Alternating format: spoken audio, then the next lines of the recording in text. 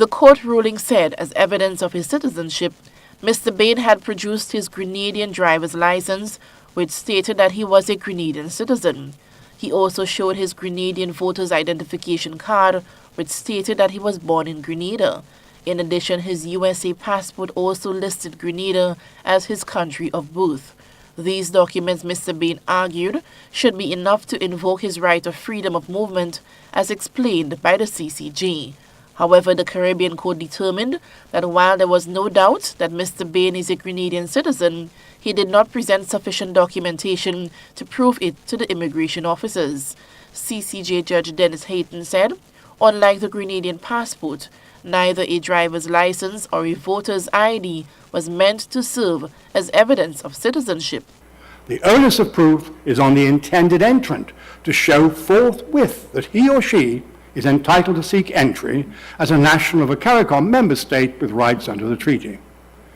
In the circumstances, a denial of entry on the basis of the USA passport meant that it remained open for the claimant to claim his treaty rights if he could prove Grenadian citizenship in the absence of producing a valid up-to-date Grenadian passport.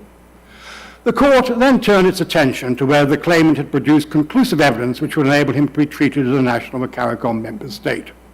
The court found that the presentation of a Grenadian driver's license issued by the Commissioner of Police and the Grenadian voter's identification card issued by the Supervisor of Elections were not sufficient. The focus function of a driving license and voter ID card was to permit driving or voting in Grenada, not to establish or evidence citizenship. They were not machine-readable, nor designed to be stamped with dates of entry into countries. The focus function of a Grenadian passport, on the other hand, was to establish citizenship for very significant international purposes, including assuaging security concerns. The court also rejected the argument that the notation in Mr. Bain's U.S. passport conclusively proved citizenship. After all, it was possible that the claimant had renounced his citizenship or been stripped of the same by the relevant minister in Grenada, while mere birth in the country does not always automatically confer citizenship rights. The court relied on the written submissions of the Caribbean community, which explained that the appropriate travel document to invoke the right of freedom of movement is the CARICOM passport or a passport issued by a CARICOM member state. The community further explained that this framework exists for two reasons.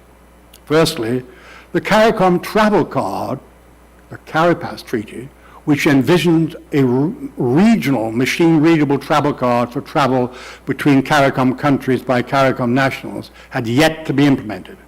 Secondly, the earlier development of having a CARICOM passport bearing the official CARICOM logo as an alternative to individual CARICOM member states' passports had not been followed through by all member states. The CCJ concluded that all the documents Mr. Bain presented did not conclusively establish his Grenadian nationality.